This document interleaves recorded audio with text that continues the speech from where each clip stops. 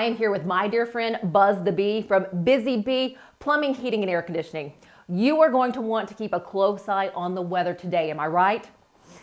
And let me tell you, it's time now for your local weather report, brought to you by Busy Bee Plumbing, Heating, and Air Conditioning. Let's buzz on over to the Main Street Media TV Weather Center. From the Tennessee Valley Weather Channel, this is your weather on Main Street.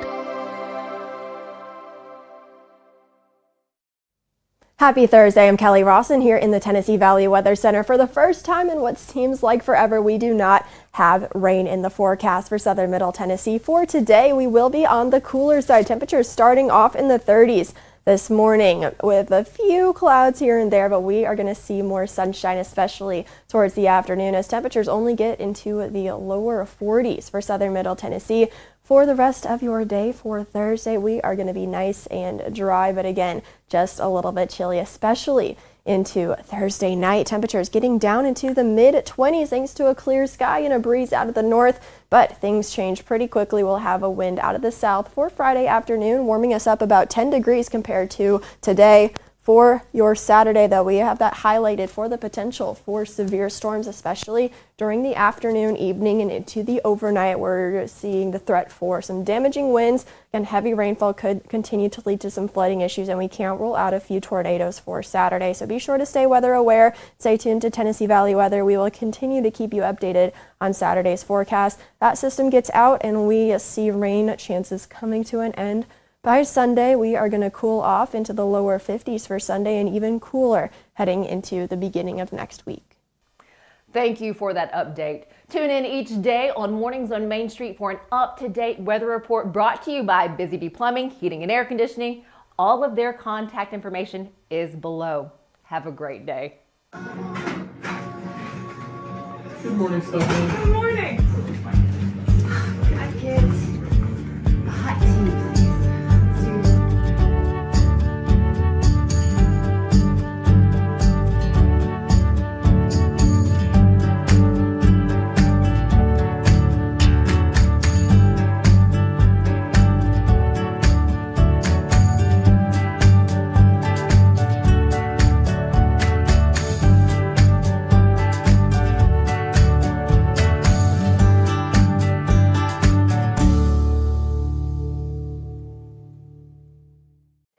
Welcome to Mornings on Main Street. I'm your host, Stefanie Miller. Thanks for joining us.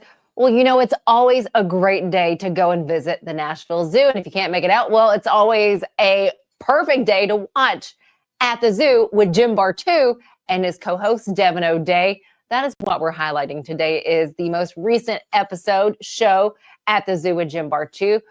What I find so cool about this, because they have so many incredible animals there at the Nashville Zoo, well, today we're checking in with the aquatics team that take care of all the fish that they have there. Not only that, you're going to get to see how they feed some of those fish a little bit later.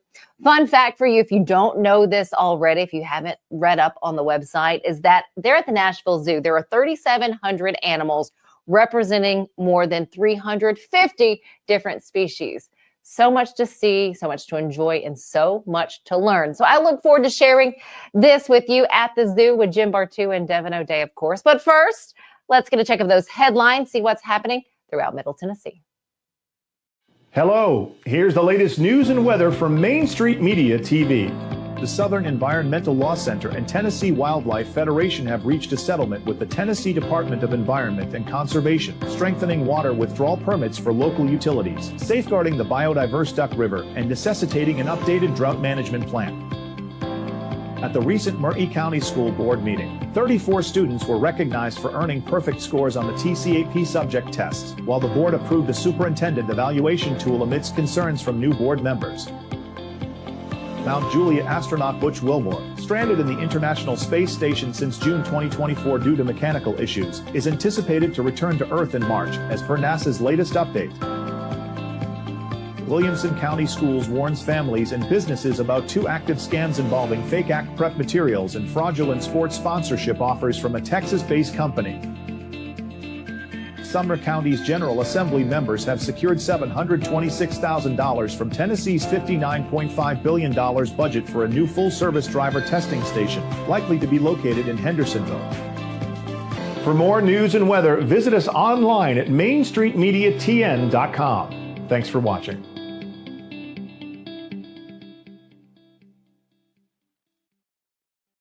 So Busy Bee is a very close-knit family. We fight just like every family does. We have arguments, but we always come out with a solution to the problems. We don't just fight about what we want, we fight about what customers need. We want to make sure that every customer we go to is more than satisfied. And that doesn't just start whenever we show up at their door, that starts when we show up every day at work. We want to make sure that we are serving our customers to the best of our ability. Step into the Lionel retail store at Opry Mills, Nashville, and you'll be captivated by all the magic of the 123-year history of Lionel trains. Whether you're already a train enthusiast or just getting started, Lionel will energize your love for trains. NASCAR fan? Come check out your local Lionel station to learn all there is to know about model trains and die-cast NASCAR collectibles. Visit nashville.lionel.com or call 615-455-9399. Welcome back to Mornings on Main Street. We are taking a trip over to the Nashville Zoo through At the Zoo with Jim Bartoo and Devon O'Day. They highlight the unseen new world there today, their river tanks and the exotic fish that are cared for there by the aquatics team. They have more. Welcome back, everybody. Well, I don't know if you've been like me, but Jim, I have been completely fascinated by animals that have been affected by the Los Angeles wildfires. For instance, like the koi in the ponds and the ones they're doing rescues on, the aquatic animals. Right. When you think about, animals in your home that are getting rescued, a lot of people think dogs, cats, baby birds, that's it. But a lot of people out there have ponds and they have fish in those ponds, and a lot of times those fish need help as well. So it's a perfect time for us to talk in the Nashville Zoo about aquatics. And we have our aquatics keeper. There's a thing, the aquatics keeper. That's right. Ashton. Ashton. Yes, hi guys, my name is Ashton. I'm an aquatics keeper here at the Nashville Zoo, and we're here to talk about our river tank. That's right. Tell us a little bit about this. These are a lot of tanks here. I'm counting 1, 2, 3, 4, 5. Was 6 windows? Yeah, six tanks.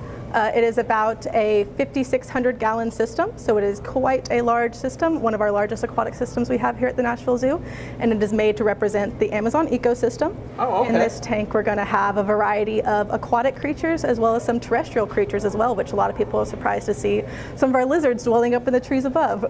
So tell me a little bit about, some of the highlighted animals in Some of the these areas. highlighted, well, the first thing that everyone notices is obviously our stingrays.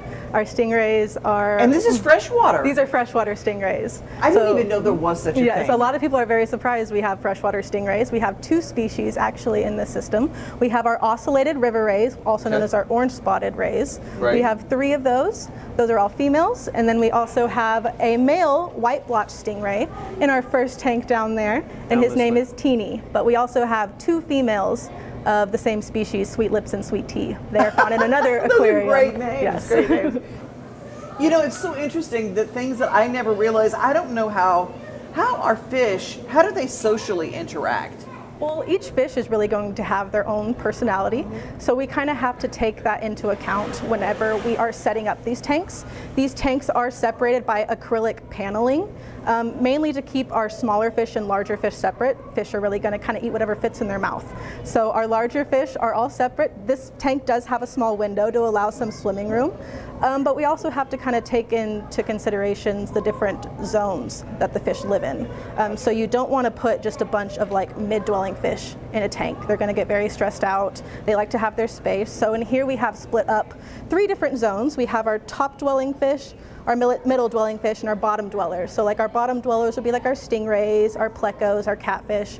Our top water fish will be like our arowanas, and then all of our middle dwelling will be like kind of your tetras and piranhas and cichlids. Whoa, piranhas? You got piranhas in here? We do have piranhas. That Down is at the very end, something yeah. else that people are very surprised to see here, especially seeing the piranhas inhabit with a variety of other fish. So piranhas, Now, yes. These arowana, just to change directions a little bit, these are impressive looking fish. Is this do they get bigger than this? This is about how big they will get. They will grow just a little bit larger whenever they have less fish in their Right. aquarium with them, but you can see our babies in the tank next to them. Those are a newer addition to our tank. Smaller ones. Yes, very smaller. They will eventually have to be separated out because you can imagine 5 fish of that size in Right. one tank. So as they grow out, we will adapt to their tank styles that they need. Gotcha. And it looks like you also have turtles in here as We well. do. so- These are big-headed turtles. We actually have 2 species in here. They're called big-head turtles because their heads can't go into their shell. So yes, Their heads are too big their for their heads are shells. too big, Oh, that's but funny. they have like Yeah. a little built-in helmet, so it's like a little armored plate that sits on their head. That is so cute. yes. They're the bikers of the turtle. They are. turtle world. We also That's have so some great. spiny neck river turtles in our tank down here with Teeny. That is so wild. You know what? And so back to the piranhas. It's so funny. Do you ever feed them like those 1970s movies? You ever take like a beef leg and just stick it down in there? Right, You know, yeah. there was always that movie that Yes. you watched when Like, we were watch them kids. shred it. Yeah. And that's actually Ductari, you know. that's actually where they get their kind of misconception for their ravenous behavior is from Hollywood. Yeah. And that is where the rivers will dry out in the summer times and they'll be left in pools and they aren't have really access to food. So they become ravenous when the rivers are reconnected. But they're primarily scavenging feeders. So we do feed them dead material. You can see they're living with a variety of other fish. And those are kind of their emotional support fish. So they are called ditherfish. Piranhas are very timid in temperament, not at all like the movies usually make them out to Wow. be. So you have these free swimming schools of smaller fish that kind of indicate to the piranhas there's no danger around them. It allows Gotcha. them to So come they're out. So they're shy. they They're are kinda very shy. shy. fish. They are very It's so shy. misunderstood. They Never would've are. guessed. So that comes back to the personalities where you have to take into all those personalities into account. And you have catfish. That's the other Yes. thing. There are catfish in the Huge Amazon. catfish. There is catfish. We have Dudley, our ripsaw catfish. He's right over here. He's one of the largest species of catfish you will find down in there. And he is about 40 years old. So 40 years old. Did you know catfish, when you don't take them to Uncle Bud's, they live a long time. they do. You know. All right, now wait.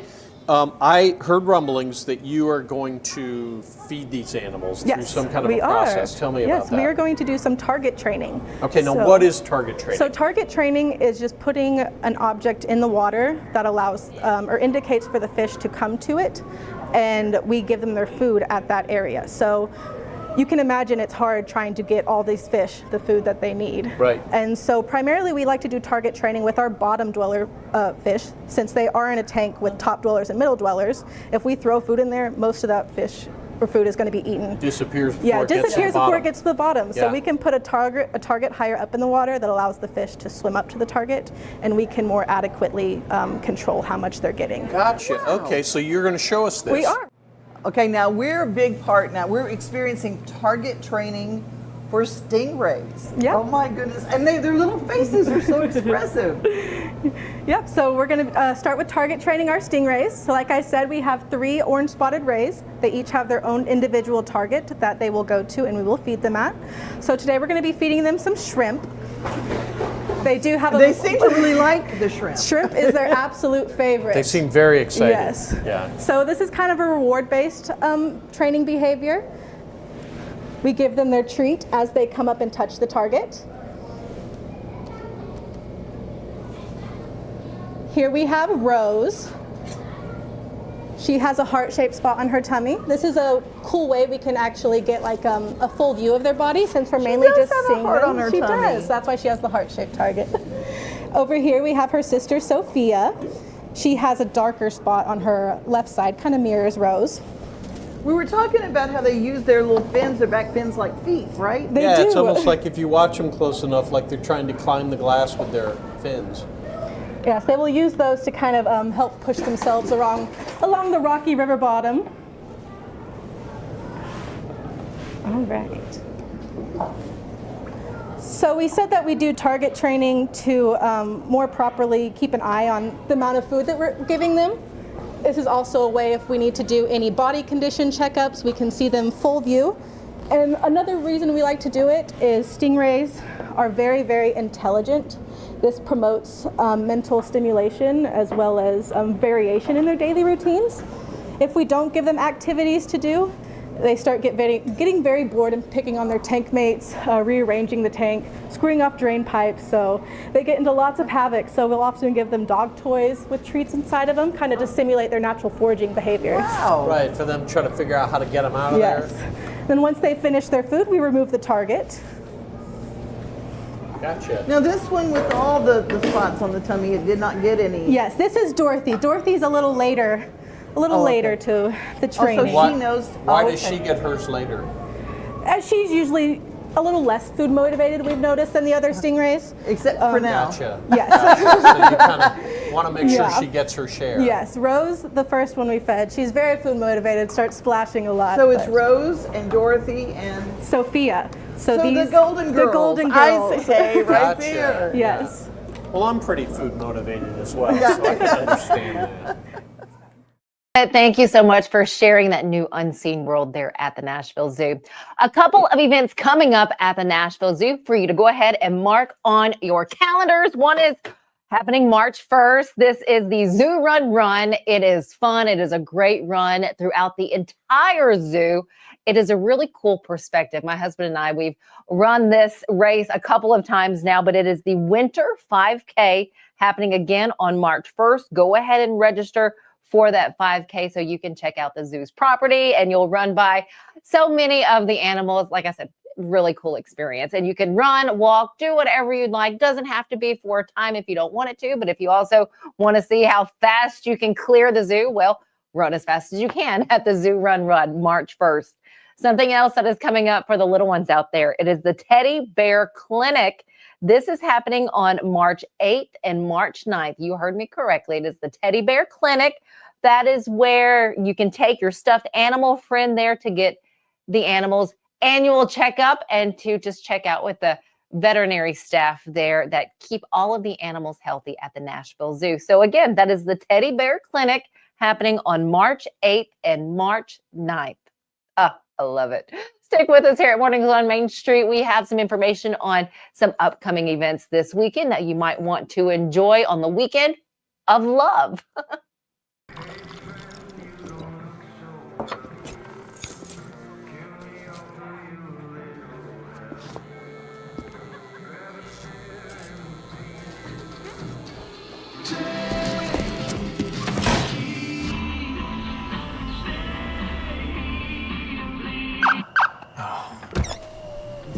You're seeing the signs too, right? What signs? At Delta Dental of Tennessee, we know our success begins and ends with providing superior quality service, and that includes serving those who need it most. This year, we're celebrating 25 years of giving back to the community we call home. Delta Dental, along with our Smile 180 Foundation, supports Tennessee's dental colleges and oral health education, children's hospitals, free and reduced cost dental clinics, and other like-minded charities. Here's to the next 25 plus years of ensuring healthy smiles. Hey, what do you have planned Valentine's Day, which is tomorrow if you're not watching the calendar or not getting those subtle hints from your significant other? You know, you can spend some time at the Nashville Zoo. That's a great place to go. If it's not raining outside, or if it is, I don't know, wear a rain jacket and bundle up. It is still chilly outside. But if you're looking for something fun, you know, dinner is always great. My husband and I actually went out last night for Valentine's to celebrate a little bit early. But coming up this weekend, if you want something big, the General Jackson's Valentine's Day Cruise, that could be something.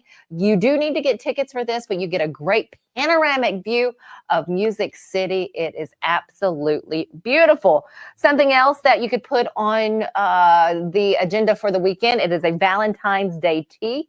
This is actually on Sunday, the 16th at the Hermitage Hotel's Love and Bloom Valentine's Day tea. Of course, you need tickets for that as well. Oh, don't forget the cookie crawl that we highlighted earlier in the week. That's happening on Saturday. If you would like to attend that Saturday afternoon at the Wilma Rudolph Event Center in Clarksville. But you know what? As long as you are enjoying time, whether it be treating yourself and loving on yourself or that loved one or your family, we just hope that you enjoy not only Valentine's Day, but the weekend, of course. And we love that you join us here at Mornings on Main Street. So keep stopping back by. Enjoy the day. We'll see you tomorrow morning.